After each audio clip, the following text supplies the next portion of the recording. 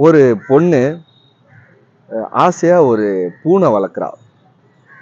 அவ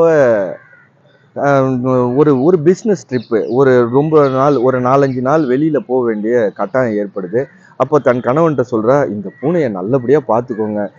இதுக்கு தேவையான நேரத்துல சாப்பாடு வைங்க. எல்லாமே செஞ்சு பத்திரமா பார்த்துக்கோங்க. அதுக்கு எந்த கஷ்டமும் குடுத்துறாதீங்க. இந்த பூனை எனக்கு ரொம்ப உயிரானது.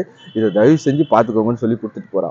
குடுத்துட்டு போயிட்டு மறுநாள் காலையில கால் பண்ணி வெளில போயிட்டு மறுநாள் காலைல கால் பண்ணி புருஷன்ட்ட கேட்குறா, "பூனை எப்படி இருக்கு?" அப்படின்னு சொல்லுவா. "உன் பூனை செத்து போச்சு" அப்படின்னு சொல்றா. அவ ஓன்னு அழுறா. ஏன்பா செத்து போயிட்டு ஓகே தான். ஆனா இத இவ்ளோ வெ ப மூஞ்சில அடிச்ச மாரி என்கிட்ட சொல்லணுமா? கொஞ்சம் பொறுமையா சொல்லக்கூடாதா?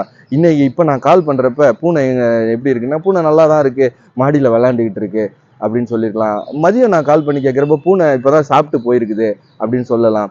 சாயந்தரம் நான் கேட்கிறப்ப, எங்கேயோ பூனை வந்து அங்கங்க ஓடிக்கிட்டு இருக்கு, இல்ல தூங்கிட்டு இருக்குன்னு சொல்லலாம். மறுநாள் காலையில கால் பண்றப்ப, ஏதோ உடம்பு சரியில்லாம இருக்குது. அது ம் ஏதோ உடம்பு சுகவீனமா இருக்குது அப்படின்னு சொல்லலாம். அதுக்கப்புறம் மறுநாள் மதியம் கால் பண்றப்ப, "அது உடம்பு சரியில்லாம இருந்தது இல்லப்பா, என்னன்னு தெரியல. திடீர்னு இறந்து போச்சு.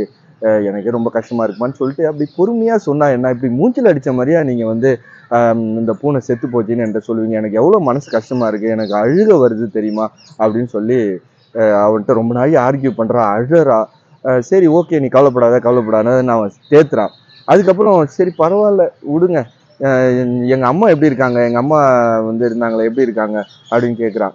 இப்ப புருஷன் சொல்றான், உங்க அம்மா மாடியில விளையாண்டுகிட்டு இருக்காங்க அப்படின்னு சொல்றான்.